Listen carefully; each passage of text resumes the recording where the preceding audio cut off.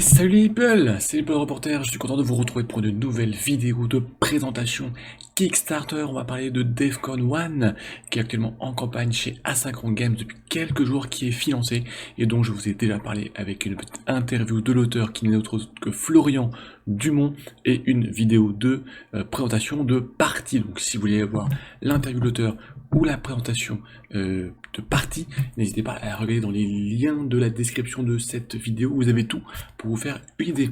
Et on se retrouve de suite donc sur la page Kickstarter, puisque ce Kickstarter a été lancé depuis quelques jours et il est financé au moment où je tourne cette vidéo pour vous montrer un petit peu qu'est-ce que Defcon 1, de quoi il s'agit. Alors Defcon 1 arrive chez Asynchron Games, c'est un jeu d'affrontement au moment de sur un thème de la guerre froide, où vous allez incarner différents blocs. Il y a 5 blocs disponibles, un peu à la façon d'un risque, mais avec beaucoup d'évolution, avec des objectifs à avoir et à accomplir pour remporter la partie. La page utilisateur est en anglais, mais le jeu sera disponible en français, en boutique de façon un peu plus chère, et sera bien sûr en français proposé à la fin de cette campagne, donc vous pouvez y aller les yeux fermés au niveau de la langue. Alors, qu'est-ce que Defcon 1 et comment ça se joue? Donc ça se joue comme sur ce plateau que vous voyez là, ce grand plateau du monde, donc qui est centré sur la Russie, sur la Chine, donc une présentation qui nous change de ces plateaux, de ces planisphères qui sont centrés sur l'Europe et qui vraiment met un peu l'accent un peu différent. Donc le monde est séparé, divisé en plein de territoires avec différentes zones et surtout avec donc ces différents blocs qui vont s'affronter, avec au centre en rouge la Russie, le plaque du bloc soviétique, en orange la République populaire de Chine, en vert les pays des non-alignés, et puis vous allez avoir en bleu l'Alliance Atlantique, et puis en bleu ciel, on ne le voit pas très bien de loin, mais la France et ses colonies africaines. Puis un certain nombre de pays comme en Amérique du Sud qui n'appartiennent à personne. Donc chacun va commencer un petit peu avec sur ses propres territoires, et on va tous récupérer une carte d'objectif qui va être de conquérir un certain nombre de territoires chez un bloc ou chez l'autre bloc. Alors c'est un jeu qui est de 2 à 5 joueurs et les modes de jeu sont conçus pour éviter que on se retrouve par exemple à 3 joueurs avec 2 joueurs contre un seul joueur. Non, c'est un peu un cercle de la mort où de façon certaine un joueur va avoir un objectif contre un autre joueur qui lui-même aura un autre joueur en ligne de mire et qui lui-même aura le premier joueur à non pas à battre mais à attaquer, mais en se défendant contre l'autre. Donc c'est vraiment, il y a un très gros équilibre, je dévoile un petit peu déjà la conclusion de cette vidéo, mais il y a un très gros équilibre qui a été fait sur ce jeu. Alors on va passer un petit peu les stretch goals, c'est pas ce qui nous intéresse, c'est vraiment venir sur comment se déroule ce jeu. Donc ça se joue toujours en 5 phases, ce sont les tours de jeu qui vont se répéter jusqu'à ce qu'il y ait un vainqueur. La phase d'initialisation, la phase 0 en fait, c'est une phase de nettoyage où on récupère ses ressources. Il y a 4 types de ressources dans Defcon 1. Il y a les cubes, la R&D de recherche et développement. Il y a des cubes de pétrole qui vont être importants, en particulier pour bouger et attaquer. Des barils d'uranium qui vont être très importants pour construire des bombes atomiques, puisqu'on va pouvoir se tirer dessus aux bombes atomiques, et puis des cubes d'influence qui sont importants entre autres pour définir l'ordre de tour des parties, des joueurs, et surtout mener des actions politiques. La première phase, c'est justement la phase de R&D, c'est une phase de recherche et développement. Donc en fait à ce moment-là, chaque bloc, comme on le verra après, a un arbre de compétences, un arbre de technologie à débloquer. Donc on va utiliser nos jetons de R&D pour développer de nouvelles technologies, avoir accès à de nouvelles armes, à de nouvelles possibilités. Alors comment on récupère un petit peu ces jetons de R&D? C'est un peu comme les autres ressources, toujours sur le plateau. Chaque zone va vous offrir un type de ressources, donc à vous d'aller chercher les territoires qui vous intéressent, si vous voulez un peu plus de ressources de R&D, de ressources d'uranium, de ressources d'influence ou de pétrole. Bien sûr, les mers aussi peuvent vous rapporter un certain nombre de cubes. La deuxième phase, c'est la phase politique. Donc là, c'est vraiment une phase qui est très importante, puisque lorsque, avec votre influence, vous allez pouvoir venir déstabiliser des pays. Donc c'est d'abord un intérêt de venir priver le propriétaire du pays des ressources disponibles sur ce territoire, mais surtout en venant déstabiliser, puis en venant vous allez pouvoir faire un coup d'État, et donc vous emparer du pays sans armes, sans combat, mais de façon politique. Pour ça, il vous fera des cubes d'influence que vous allez devoir dépenser. Alors il y a un système d'enchères en fonction de la zone où vous allez intervenir, si vous avez une influence naturelle ou non, et les autres adversaires, les autres pays, s'ils ont des influences, ils vont pouvoir venir défendre, et on va un peu parier nos cubes d'influence pour essayer soit de remporter le pays, soit d'empêcher un joueur de s'en emparer. Donc c'est une phase qui est très importante, surtout en début de partie, puisqu'en début de partie, on ne va pas pouvoir s'attaquer directement, parce qu'il y a un système d'une échelle de Defcon, on y reviendra. Donc en tout cas, mais dès le départ, cette phase de politique va vous permettre de vous étendre sans tirer de coups de feu.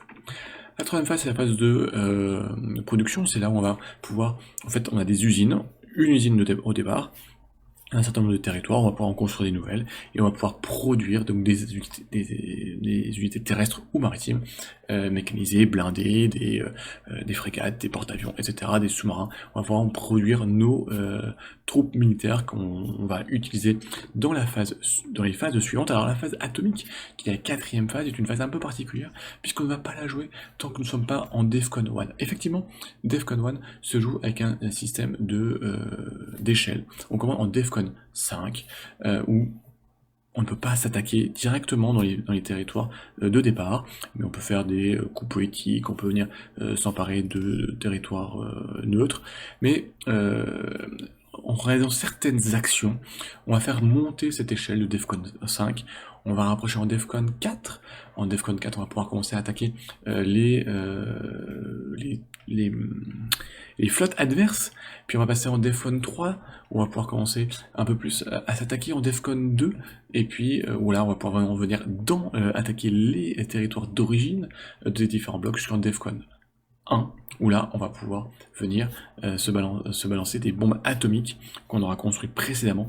Donc c'est une phase qu'on ne joue pas dès le départ, mais qui sera jouée en fin de partie, et qui sera très importante, parce que les bombes A, H ou Tsar pour le bloc soviétique peuvent être très meurtrières. La cinquième phase, une phase qui est très importante, c'est la phase opérationnelle. C'est une phase où vous allez pouvoir redéployer vos unités maritimes et terrestres, mais surtout ensuite vous allez pouvoir attaquer en utilisant du pétrole. Vous allez pouvoir donc attaquer vos adversaires, les états neutres ou les blocs adverses. Et donc là c'est un système très simple, sans hasard, il n'y a pas de système de dés, etc. C'est tout simplement, on va regarder le niveau des unités qui vont s'affronter. Celui qui a une unité supérieure va battre l'unité inférieure. Alors après vous allez pouvoir utiliser certaines unités unités spéciales pour venir renforcer vos unités avec des lanceurs de missiles ou des sous-marins d'attaque par exemple. Mais sinon il n'y a aucun hasard dans ce jeu, c'est vraiment votre préparation, vos mouvements de troupes, votre placement qui feront que vous pourrez conquérir les territoires au rythme que vous souhaitez. Justement, intéressons-nous un petit peu à cette échelle de Defcon, qui va donc d'un niveau 5 à un niveau 1, donc on commence à gauche de l'échelle jusqu'au niveau 1. Donc voilà, à chaque fois qu'on va réaliser un certain nombre d'actions, lorsqu'on va s'emparer d'un certain nombre de territoires, qu'on va couler des flottes adverses, et ben on va faire progresser ce niveau de Defcon, et puis jusqu'au Defcon 1, où on va pouvoir tirer nos bombes atomiques. Alors, l'ordre du tour, il est toujours déterminé par notre influence, donc par le nombre de jetons d'influence qu'on a en début de tour, donc c'est qu'on récupère sur un certain nombre de pays qui fournissent de l'influence.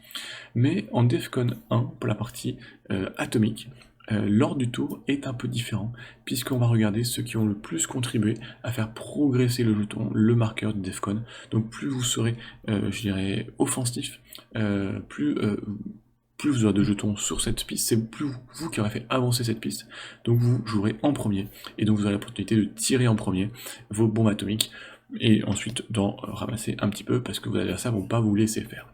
Donc le système, c'est vraiment des cartes d'objectifs à mener, une carte de mission, plus exactement. Cette carte de mission donc, va vous dire quel territoire vous devez vous emparer, ou quel type de territoire, un certain nombre de territoires. Pour vous aider, vous aurez aussi des cartes d'objectifs sur les petites cartes qui vont vous donner des petits objectifs, de développer telle technologie, de vous emparer de tel territoire, qui vont un peu guider votre stratégie, et puis surtout qui vont vous permettre, quand vous la réalisez, d'offrir un petit bonus, et donc qui vont un peu rythmer la partie. Il y aura bien sûr beaucoup de choses à voir, puisqu'en plus de technologies à développer, il y a une course à l'espace, donc là vous allez pouvoir utiliser vos jetons de R&D et d'influence en particulier, pour venir avancer cette course à l'espace. C'est intéressant puisque ça va vous débloquer de nouvelles technologies, en particulier pour le bloc soviétique et pour le bloc de l'Alliance Atlantique, et puis vous offrir des nouvelles opportunités d'action en cours de partie. Donc il y a beaucoup de choses à faire, à vous de développer la meilleure stratégie. Alors, qu'est-ce qu'on va retrouver dans une boîte de base de Defcon One, donc une boîte à 70 €, qui sera plus chère dans le commerce, je le précise, et dans le pledge, vous allez retrouver une petite extension. Bien sûr, le grand plateau de jeu qui est très lisible, parce que j'y ai joué, donc vraiment je l'ai testé. Vous aurez, et ça je tiens à le préciser, ce petit gabarit qui est en fait la distance à laquelle vous allez pouvoir tirer vos bombes atomiques, puisque bien sûr, quand vous allez construire vos bombes, vous allez devoir créer des silos, donc placer ce silo sur tel ou tel territoire en fonction de là où vous en aurez possiblement besoin, et ensuite vous pourrez tirer mais à une certaine distance, et vous allez mesurer avec ce fameux gabarit de vecteur vos bombes A ou H. Vous avez donc tout ce qui est ressources, hein, R&D, en jaune l'uranium, et en noir le pétrole. Vous avez ensuite tout ce qui est jetons pour construire vos usines, symboliser vos troupes, les actions politiques, les coups d'État, etc. Mais surtout, donc chaque bloc vient avec son propre plateau de développement, comme on le voit ici.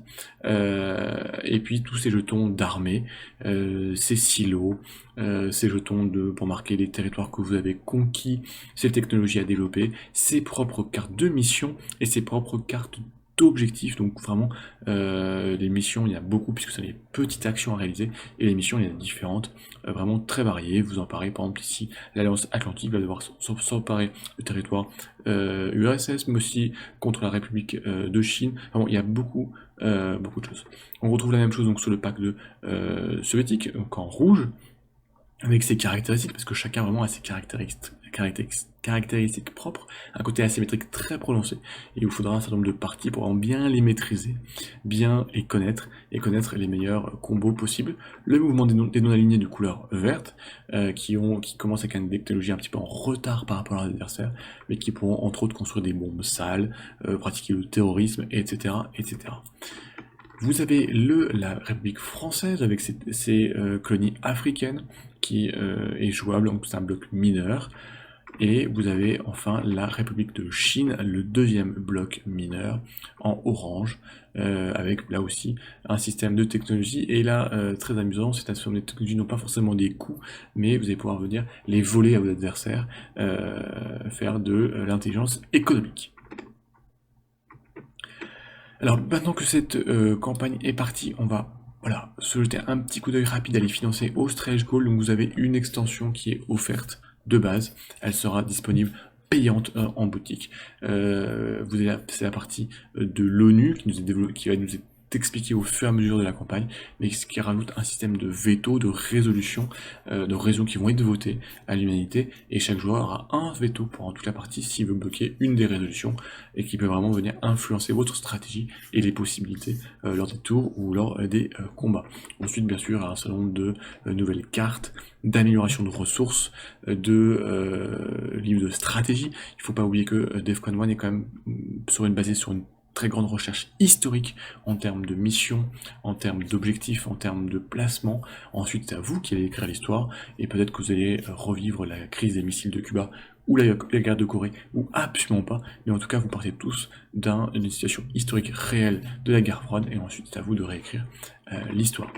Et donc, tous ces stretch goals seront, si la campagne fonctionne bien, débloqués, avec plein de jolies choses. Pour terminer, regardons toujours les frais de port, c'est important. Donc pour la France, sur cette pledge à 70 €, il y a 14 € de frais de port, mais vous avez la possibilité de faire livrer dans une boutique. Il y a près d'une centaine de boutiques partenaires, donc regardez sur la carte la possibilité de venir faire livrer en boutique. Ça coûte 6 €, donc moitié moins cher, et les 6 € sont intégralement reversés à la boutique, donc c'est aussi une façon de soutenir la boutique. Donc voilà, regardez si vous pouvez passer par ce moyen-là pour commander le jeu. Alors pour conclure cette vidéo de Defcon 1, j'ai pu y jouer, donc j'ai vraiment mis la main sur le jeu et découvert une partie à 3 joueurs.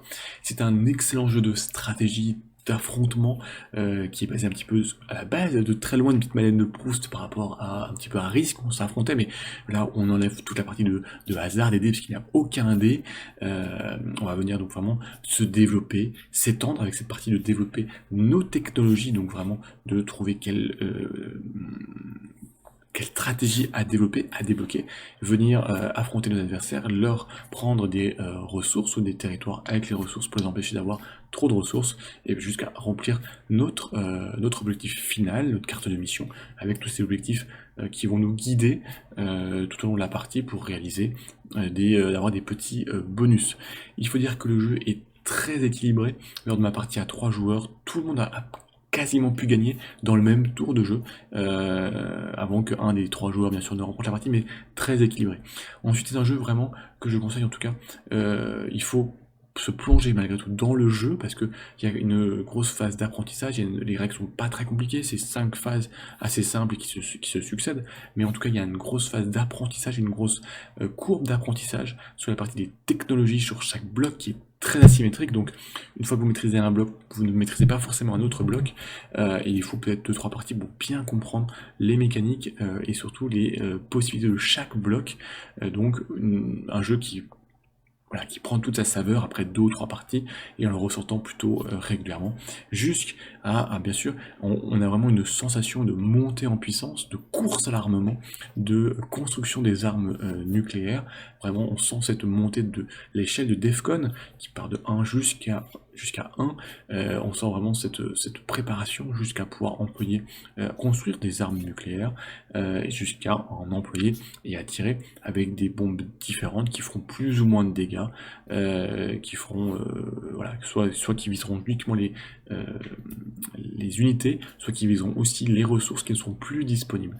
Donc vraiment, on sent vraiment cette montée, cette tension qui se crée sur le plateau entre les joueurs, et en fonction des technologies qui sont débloquées, on va avoir aussi tendance à réagir à cette technologie, et si un joueur joue vraiment très vite la course à l'armement, les autres joueurs vont suivre pour ne pas être en retard et pouvoir eux aussi tirer leurs missiles nucléaires. Donc allez voir, c'est en campagne Kickstarter pour encore une quinzaine de jours, c'est financé, les stretch goals vont commencer à se débloquer chez Asynchron, du matériel de qualité en tout cas, de ce qu'on a vu, et puis dans les titres de Asynchron qui est vraiment très réputé de la partie Wargame, qui produit de très bons jeux, avec un auteur qui est très présent, qui répond vraiment aux questions. Si vous voulez voir le Discord de la page Facebook de Defcon 1, donc contactez Florian Dumont, qui répondra vraiment à vos questions pour vous permettre de participer à cette campagne Kickstarter. Voilà, n'hésitez pas à aller voir toutes les autres vidéos, sinon on se retrouve très vite pour de nouvelles aventures, et d'ici là, portez-vous bien, ciao les amis!